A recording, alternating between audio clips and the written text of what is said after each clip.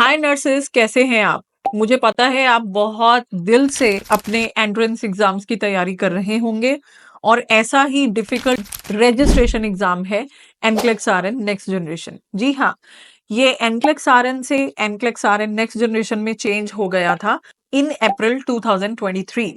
तो आज थोड़ा सा एक ओवरव्यू लेंगे कि ये एग्जाम कैसा होता है, किस तरह से इसको कंडक्ट किया जाता है, क्या-क्या इसके कंपोनेंट्स होते हैं, ताकि आप जब भी एनक्लेक्स आरएन के लिए जाएं तो एक तरह से अपने मन में अच्छे से प्रिपेयर होके जाएं। तो चलिए शुरू करते हैं। सबसे पहले एनक्लेक्स आरएन नेक्स्ट जनरेशन जो एग्जाम है, इसकी ड्यूरेशन 5 आवर्स की होती है। तो ये 5 घंटे चलेगा और इसमें जो आने वाले मिनिमम क्वेश्चंस है वो 85 होंगे और मैक्सिमम क्वेश्चंस आपको 150 तक आ सकते हैं।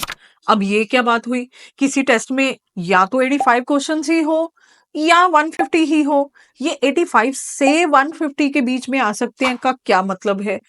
भाई ये टेस्ट है कंप्यूटर अडेप्टिव टेस्टिंग सिस्टम, जिसको हम लोग कैट सिस्टम भी बोलते हैं। और कैट सिस्टम में क्या होता है ना, आप 85 क्वेश्चंस तक कंप्यूटर को सेटिस्फाई कर देते हैं कि आप जितने भी पैरामीटर्स कंप्यूटर आपसे पूछना चाहता था उसको पास कर चुके हैं। तो 85 क्वेश्चंस पे ही कंप्यूटर डिसाइड कर लेता है कि आगे आपको क्वेश्चंस नहीं पूछने हैं, because you have performed your best till 85 question. लेकिन रुकिए, 85 क्वेश्चंस पे आप फेल भी हो सकते हैं। तो 85 क्वेश्चंस पे फेल होने का मतलब 85th क्वेश्चन तक ही कंप्यूटर ने ये डिसाइड कर लिया कि आपको अभी और प्रिपरेशन की जरूरत है और कोई फायदा नहीं है आपको 85 क्वेश्चन से ज्यादा पूछने का। अब वो लोग कौन होते हैं जो 85 से ऊपर जाते हैं? अब लेट अस सपोज अगर 6 पैरामीटर्स में आप अच्छा परफॉर्म कर रहे हैं, लेकिन वहीं 2 पैरामीटर्स में आप अभी भी बिलो द पासिंग स्टैंडर्ड हैं, तो आपका टेस्ट 85 से ऊपर जा सकता है। और वो कितने एक्स्ट्रा क्वेश्चंस तक जा सकता है? वो जा सकता है 150 क्वेश्चंस तक।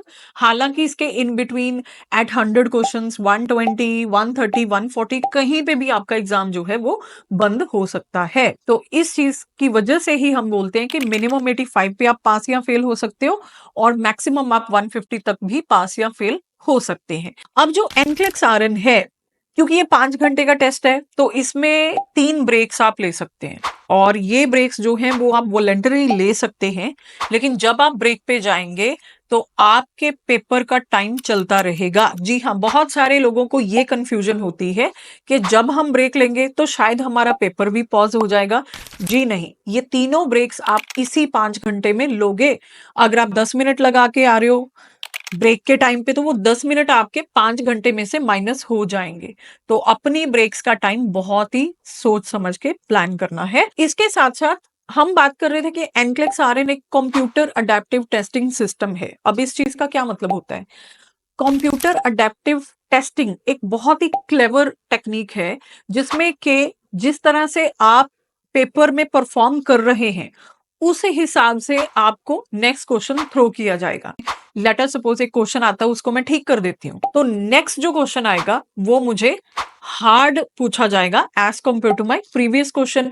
और ये हार्डर और हार्डर होता जाएगा till I pass in that particular parameter. Similarly, अगर मैं कोई भी क्वेश्चन गलत कर देती हूँ तो नेक्स्ट क्वेश्चन मुझे इजी आएगा as compare to the question जो मैंने गलत किया। और अगर ये इजी इजी इजी होता गया तो मोस्ट प्रोबेबली मैं अपना पेपर फेल कर दूंगी, क्योंकि मैं बहुत सारे क्वेश्चंस गलत कर रही हूँ। तो कई बार मैं तब नहीं डरती हूँ जब मेरे स्टूडेंट्स आके बोलते हैं कि मैम पेपर हार्ड था, तब मुझे पता होता है कि मोस्ट प्रोबेबली ये पास करेंगे। लेकिन मुझे तब ज्यादा डर लगता है जब स्टूडेंट्स आके बोलते हैं मैम पेपर बहुत इजी था। फिर मुझे डर लगता है कि कहीं ये पेपर फेल ना कर दे, क्योंकि इजी का मतलब मोस्ट प्रोबेबली एनक्लेक्स आरएन आपका पास नहीं होगा, क्योंकि इजी तभी आ रहे थे बिकॉज आप अच्छा परफॉर्म नहीं कर रहे थे। तो पासिंग स्टैंडर्ड्स का कुछ यूं होता है कि लोग 85 पे पास भी होते हैं, 85 पे फेल भी होते हैं, और उसके ऊपर भी आपका कंप्यूटर शट होता है किसी भी पॉइंट पे जाके, तो वहां पे भी आप पास या फेल हो सकते हैं। तो ऐसा कोई क्राइटेरिया नहीं है कि 85 वाले पास ही होते हैं या 150 वाले फेल होते हैं। ये अनप्रिडिक्टेबल है, ये सिर्फ और सिर्फ आपकी परफॉर्मेंस पे डिपेंड करता है। देखिए, इसमें काफी सारे पैरामीटर्स होते हैं जो कि पूछे जाते हैं, जैसे कि management of care, safety and infection control, psycho social integrity, physiological integrity, health promotion, pharmacological and parental therapy. ये सभी पैरामीटर्स में अगर आप उनकी एक्सपेक्टेशंस के हिसाब से मार्क्स ले लेते हो, उतने क्वेश्चंस को आप आंसर कर देते हो, तो you are considered pass in that particular section. अगर आप उस सेक्शन में इनकी एक्सपेक्टेशंस के अकॉर्डिंगली परफॉर्म नहीं करते हो, तो देन यू आर बिलो और नियर द पासिंग स्टैंडर्ड। और मैं आपको एक चीज बता दूं, अगर किसी भी एक सेक्शन में आप बिलो द पासिंग स्टैंडर्ड या नियर द पासिंग स्टैंडर्ड रह जाते हो, फिर भी आपका एनक्लेक्स आरएन क्लियर नहीं होता। मैंने ऐसे बहुत केसेस देखे हैं। बाकी सारे पैरामीटर में अबव द पासिंग स्टैंडर्ड होंगे, अगर एक भी पैरामीटर में नियर या बिलो द पासिंग स्टैंडर्ड होंगे तो आपका एनक्लेक्स क्लियर नहीं होगा, राइट। तो इसलिए बहुत केयरफुली हर एक चीज की तैयारी आपने बहुत अच्छे से करनी है। अब जो एनक्लेक्स आरएन नेक्स्ट जनरेशन है, इसके फॉर्मेट में कुछ चेंजेस हुई थी जो कि काफी मेजर चेंजेस थी। इसमें बहुत तरह के क्वेश्चंस जो हैं वो डालने शुरू कर दिए।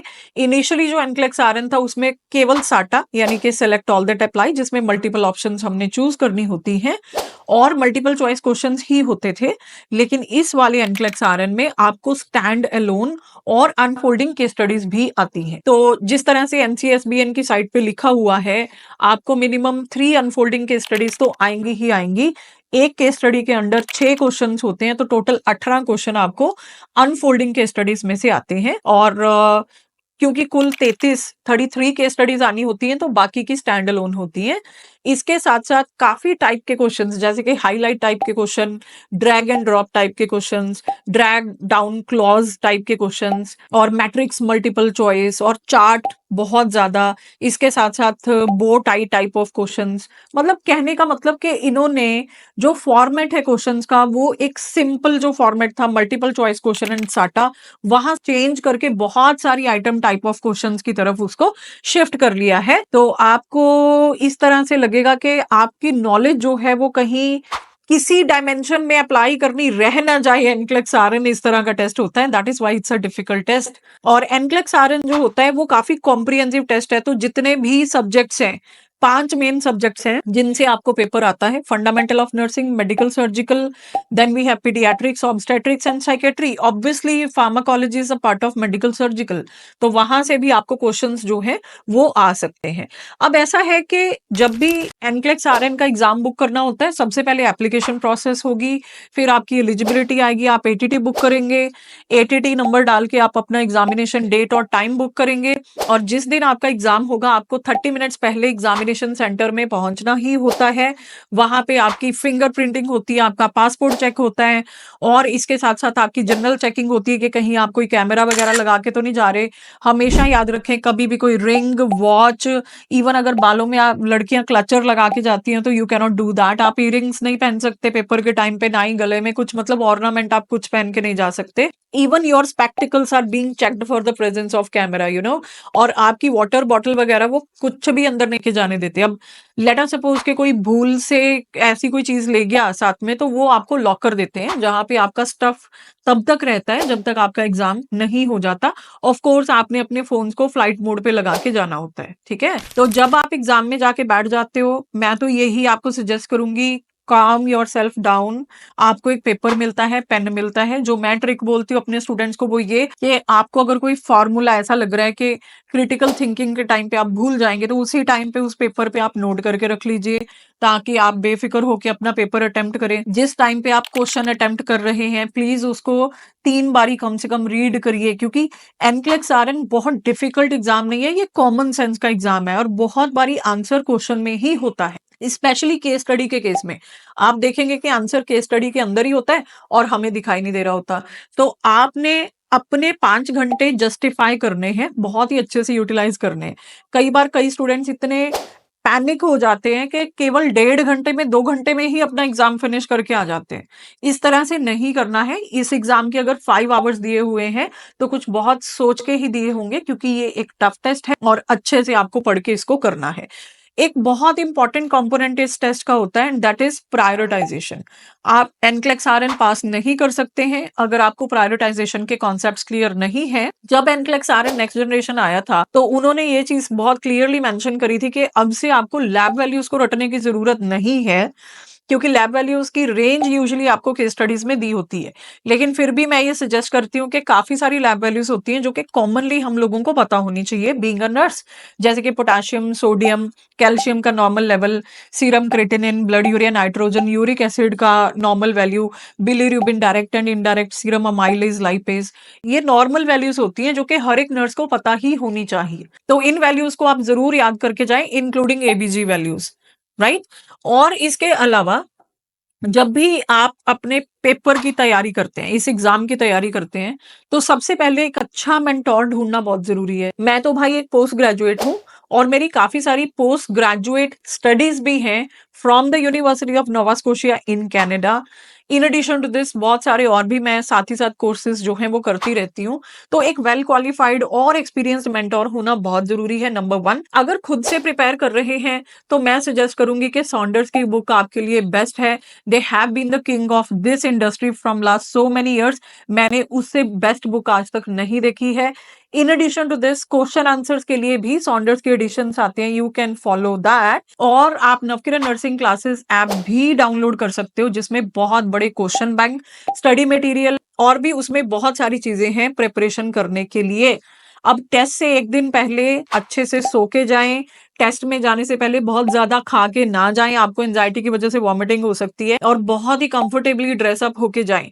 ये सोच के जाएं कि वहां पे शायद अंदर पानी की बोतल नहीं जाने देंगे, तो अपनी जो ब्रेक्स हैं उनको पहले ही वेल प्लान करके रखें। और जाते जाते एक प्रो टिप, एनक्लेक्स के एग्जाम में जाने से कम 20 दिन पहले ही आप रोज के 100 क्वेश्चंस एक सिटिंग में सॉल्व करने की कोशिश करें, ताकि आपका सिटिंग का स्टेमिना बन जाए और जिस दिन आप एनक्लेक्स आरएन एग्जाम में जाएं आपको ऐसा ना लगे कि आप इतनी देर तक बैठ नहीं पाएंगे। ऐसी ही helpful videos Navkiran nursing classes channel पे आती रहती हैं, आती रहेंगी। और ऐसी ही हेल्पफुल वीडियोस के लिए नवकिरण नर्सिंग क्लासेस के चैनल को जरूर सब्सक्राइब करें। अगर हमारी एनक्लेक्स आरएन प्रेपरेशन क्लासेस को ज्वाइन करना चाहते हो तो नंबर मैं नीचे कमेंट सेक्शन में ड्रॉप कर देती हूँ और डिस्क्रिप्शन में भी दे देती हूँ।